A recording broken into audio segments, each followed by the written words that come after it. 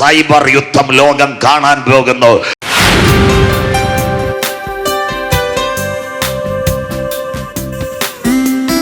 ലോകം ഒരുവന്റെ കയ്യിലേക്ക് വരുന്നു.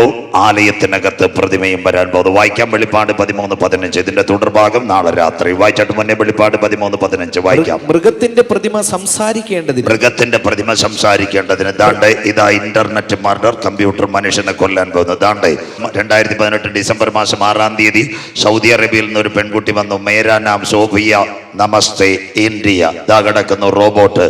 നാളെ ഇതിന്റെ ബാക്കിയായിരിക്കും. സോഫിയ, ചാറ്റ് GPT, ഗ്രോക്ക്, പുതിയ തലത്തിലേക്ക് ഇതിന്റെ കോഴ്സ് ആർട്ടിഫിഷ്യൽ ഇന്റലിജൻസ് AI. ദാ കിടക്കുന്നു സൗദി പൗരത്വം നേടി സോഫിയ. പളുകളിലുള്ള ചെറുപ്പക്കാരൻ 20 വർഷം നിന്നിട്ട് പോലും സൗദി ഒരു നമ്പരും കൊടുത്തില്ല. ദാ കൊടുത്തു സോഫിയ റോബോട്ടിന് പാസ്പോർട്ട് കൊടുത്തു. മൃഗത്തിന്റെ പ്രതിമ സംസാരിക്കും. ദാണ്ടെ സാരിക്കാരിയായി തിരുവനന്തപുരത്ത് നിന്ന് പാപ്പനംകോട് വരുന്ന വഴി എഞ്ചിനീയറിംഗ് കോളേജിൽ 2 വർഷത്തിന് മുമ്പിട്ട് ഈ പെൺകുട്ടി വന്ന റോബോട്ട്. അപ്പോൾ പലരും അവളോട് ചോദിച്ചു, ദാ കിടക്കുന്നു സാരിക്കാരിയായി സോഫിയ, പാപ്പനംകോട്. ദാ കിടക്കുന്നു ഇതെല്ലാം അന്ത്യകാലം തീർന്നില്ല. വട്ടിയൂർക്കാവ്, തിരുവനന്തപുരം. ദാ കിടക്കുന്ന വ്യോമമിത്ര. ഈ പെൺകുട്ടിയാ ഇന്ന് ബാംഗ്ലൂർ ISR നയിക്കുന്ന സുന്ദരി വട്ടിയൂർക്കാവിൽ നിന്ന്. അപ്പോൾ റോബോട്ട് സംസാരിക്കുമെന്ന് എവിടെ?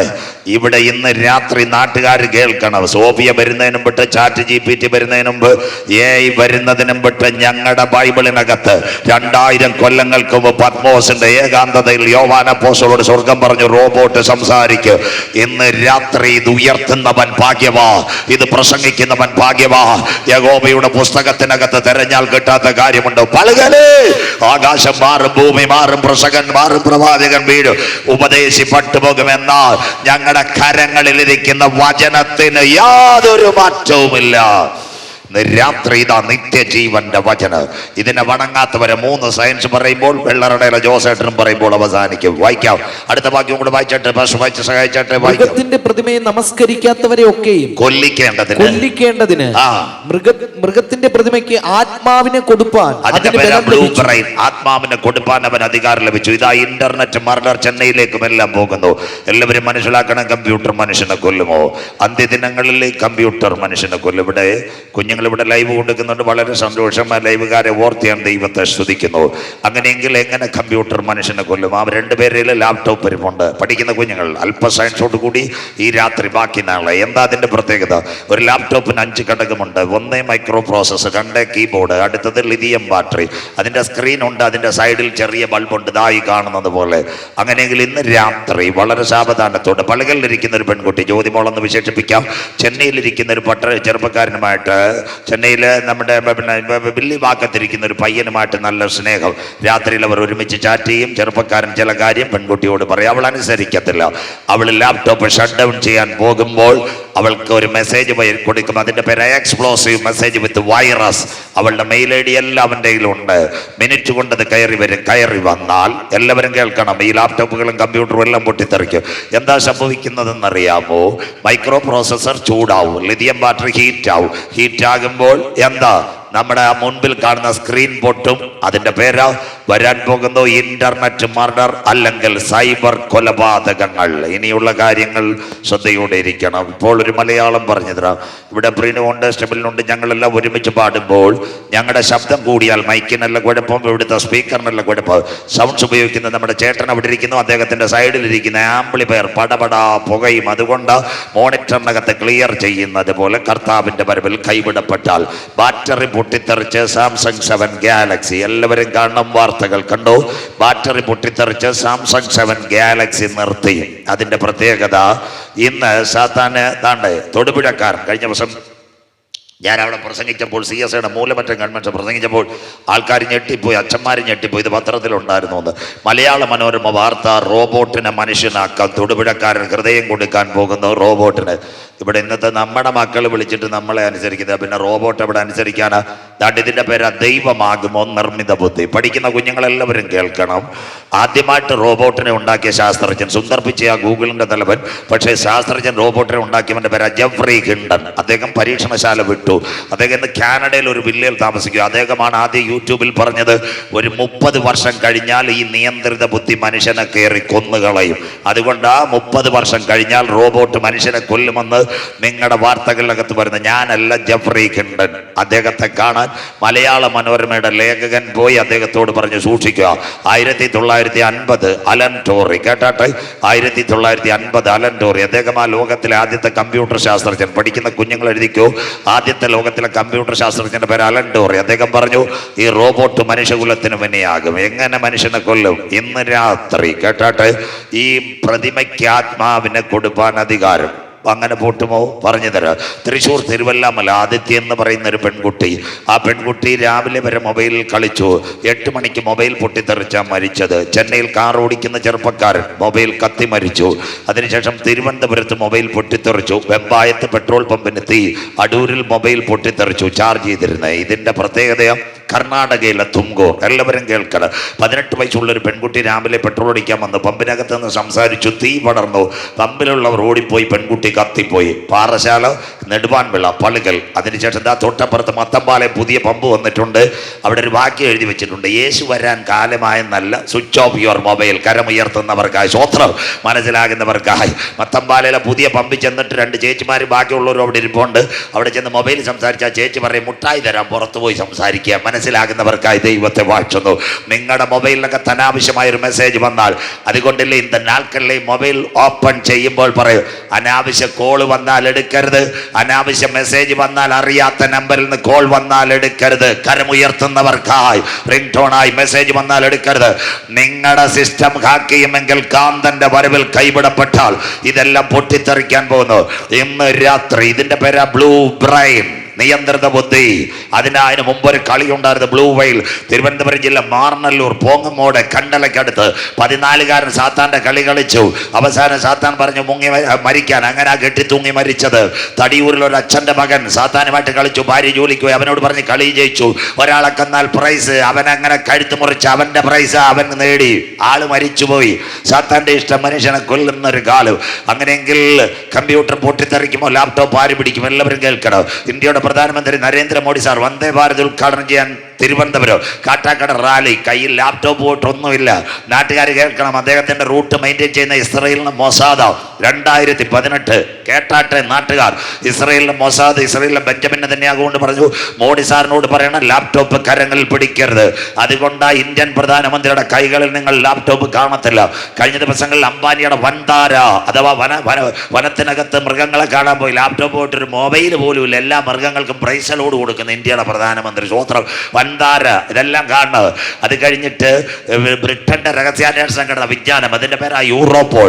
അതിന്റെ 2018 ഡേവിഡ് കാമറൂൺ ഇന്ത്യൻ പ്രധാനമന്ത്രിയോട് പറഞ്ഞു, സാറ് ശ്രദ്ധിക്കണം, ലാപ്ടോപ്പ് ഉപയോഗിക്കരുത്. കേരളത്തിന്റെ മുഖ്യമന്ത്രി സഖാവ് പിണറായി വിജയൻ കഴിഞ്ഞ ദിവസങ്ങളിലും അമേരിക്കയിൽ പോയി. അവിടെ ചെന്നപ്പോൾ വെള്ള ഉടുപ്പും വെള്ളമുണ്ട്. ബിജുമോൻ പാഷക്കാലം നല്ല വെളുപ്പ്. സ്വോത്ര കൈ ലാപ്ടോപ്പ് പോയിട്ട് മൊബൈൽ പോലും ഇല്ല. അത് കഴിഞ്ഞിട്ട് തമിഴ്നാടിൻ മുതലമച്ചർ കളിക്കാവുള്ള ഒരു പരിപാടിക്ക് വരുന്ന ലാപ്ടോപ്പില്ല. അരുമயான ദേവൻ മൽവ എല്ലാവർക്കും കൈ കൊടുക്കും, ലാപ്ടോപ്പില്ല. അങ്ങനെയെങ്കിൽ ഇവിടെ പളുകൾ പോലീസ് അധികാരികൾ വഴിയരികെ നിന്ന് ലാപ്ടോപ്പ് ഞെക്കത്തിൽ ഒന്നീ അവരുടെ ടാബിന് മേശപ്പുറത്ത് അല്ലെങ്കിൽ അവർ ജീപ്പിനകത്ത് വെച്ച് നിൽക്കൂ. ഇവർക്കെല്ലാം അറിയാം അന്ത്യദിനങ്ങളിൽ ഇത് പൊട്ടിത്തെറിക്കൂ. അങ്ങനെയെങ്കിൽ മൃഗത്തിന്റെ പ്രതിമ സംസാരിക്കൂ. 2 മൃഗത്തിന്റെ പ്രതിമയെ വണങ്ങാത്തവരെ കൊല്ലിക്കേണ്ടതിന് മൃഗത്തിന്റെ പ്രതിമയ്ക്ക് ആത്മാവിനെ കൊടുക്കും. ചാറ്റ് GPT ദാ വന്നിരിക്കുന്നു. മെറ്റ, അത് കഴിഞ്ഞ് ആർട്ടിഫിഷ്യൽ ഇന്റലിജൻസ്, നിയന്ത്രിത ബുദ്ധി ലോകത്തെ ഭരിക്കാൻ പോകുന്നു. ഇന്ന് രാത്രി 3ാമത്തെ സംഭവം പറയുമ്പോൾ ഈ രാത്രി അവസാനിക്കും. വെള്ളറടയിലേക്ക് കണ്ടോ, ഈ സ്മാർട്ടായ സാധനം മുഴുവൻ പൊട്ടും. കേട്ടോണേ. ലെബനോനിലെ പ്രത്യേകത പറഞ്ഞു തരാം. ലെബനോനിലെ ഹിസ്ബുള്ള പോരാളികൾ 3000 പേജർ ഉണ്ടാക്കുവാൻ ഹംഗറി ഏൽപ്പിച്ചു. ഇത് ഇസ്രയേൽ മനസ്സിലാക്കി. അവരെന്തോ ഇത് ഈ ഹംഗറിക്കാർ തൈവാന് കൊടുത്തു. ഈ പേജറിനകത്ത് സിംബോൾ ഒരു സാധനമുണ്ട്, മെസ്സേജ് വരുന്നത്. അതിൻ്റെ ബാർകോഡ് അവന്മാർ അടിച്ചെടുത്ത് 2 ബാറ്ററിക്കകത്ത് 2 ഗ്രാം സ്ഫോടക വസ്തു വെച്ചു. ഇസ്രയേലിനറിയാം ഇതെങ്കിലും ഉപകാരപ്പെടുമെന്ന്. ഹമാസ് ഇസ്രയേൽ ലെബനുമായിട്ട് അടി നടന്നപ്പോൾ ഒരു ഉച്ചയ്ക്ക് 1.5 മണിക്ക് 3000 പേജറിലും ഒരു ബാർകോഡാ. ഡൽഹിയിൽ നിന്ന് BSNL ഒരു മെസ്സേജ് തന്നാൽ പാറശാല മാത്രമല്ല ഇന്ത്യ മുഴുവൻ ആ മെസ്സേജ് വരും. റിലയൻസ് തന്നാൽ അതാ സിമ്മിനകത്തുള്ള ബാർകോഡ്.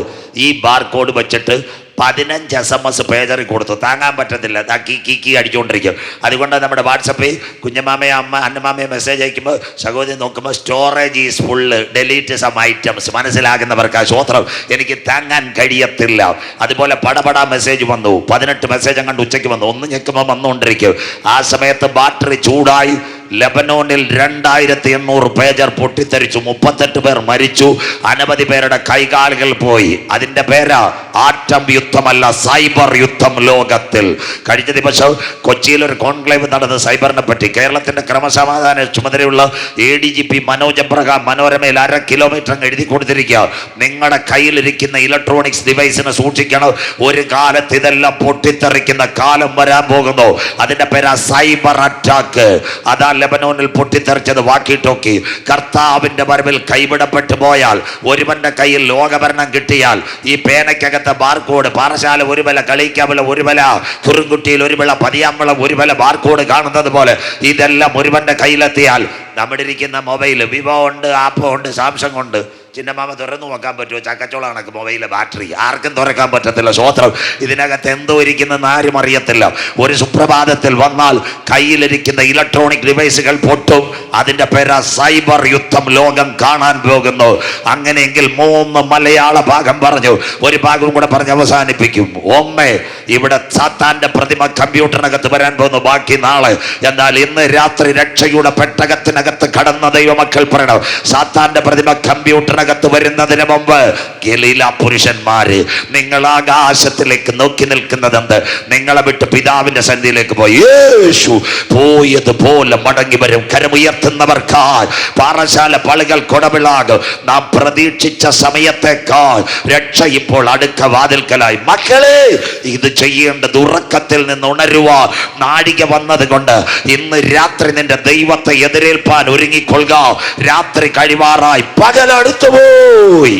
ഇന്ന് രാത്രി രണ്ടാമത്തെ കാര്യം, ഈ ഡിവൈസിന് ഒരു നിയന്ത്രിത ബുദ്ധികൾ കിട്ടും. അതിന്റെ പേരാ ബ്ലൂ ബ്രെയിൻ. എന്നാൽ ആ ബ്ലൂ ബ്രെയിൻ വരുന്നതിന് മുമ്പ് പരിശുദ്ധാത്മ ശക്തിയുള്ള ദൈവസഭയെ ചേർക്കാൻ എന്റെ കാന്തൻ മടങ്ങി വരാറായി. കരമുയർത്തുന്നവർക്കായി ഇതാ അവൻ വരുന്നു, മേഘാരൂഢനായി അവൻ വരുന്നു. ഏത് കണ്ണും അവനെ കാണും, അവനെ കുത്തിത്തുളച്ചവരും അവനെ കാണും. ഭൂമിയിലെ സകല ഗോത്രങ്ങളും അവനെ ചൊല്ലി വിലപിക്കും. പളുകളെ, നിന്റെ ദൈവത്തെ എതിരേൽപ്പാൻ നീ ഒരുങ്ങിക്കൊള്ളുക. മൂന്നാമത്തെ സംഭവം, ഇപ്പൊ ലെബനോനിനകത്ത് അമ്മവച്ചായ പൊട്ടിയത്. കാന്തന്റെ വരവിൽ കൈവിടപ്പെട്ടു പോയാൽ ആഗോള വ്യാപകമായി കയ്യിലെ മൊബൈലും സ്മാർട്ട് ഉപകരണങ്ങൾ മുഴുവൻ സൈബർ അറ്റാക്ക് വഴി പൊട്ടിത്തെറിക്കാറായി. ഇപ്പൊ ലെബനോനിൽ പൊട്ടിയെങ്കിൽ ലോകരാജ്യങ്ങൾ മുഴുവൻ ഒരു പൊട്ടിത്തെറിയുടെ ശബ്ദം കേൾക്കാറായി. ആ പൊട്ടിത്തെറി ശബ്ദം ഇവിടെ മുഴങ്ങുന്നതിന് മുമ്പ് മറ്റൊരു ശബ്ദം പാറശാലയിൽ മുഴങ്ങ്. അതിന്റെ പേരാ കർത്താവുതൻ ഗംഭീരനാദം. കരമുയർത്തുന്നവർക്കായി പ്രധാന ദൂതന്റെ ശബ്ദം, ദൈവത്തിന്റെ കാഹളം. ക്രിസ്തുവിൽ മരിച്ചവർ മുൻപേ ഉയർത്തെഴുന്നേൽക്ക്. ജീവനോടിരിക്കുന്ന നാം അവനെ എതിരേൽക്കുവാൻ ഈ തലമുറയിൽ മധ്യാകാശത്തിൽ എടുക്കപ്പെടാറായി. വായിക്കുന്നവൻ ഭാഗ്യവാൻ, വായിച്ച് കേൾപ്പിക്കുന്നവൻ ഭാഗ്യവാൻ, പ്രമാണിക്കുന്നവൻ ഭാഗ്യവാൻ. പാറശാലയെ നെടുവാൻ വിളേ സമയം അടുത്തുപോയി. വചനം മനസ്സിലാകുന്നവർക്കായി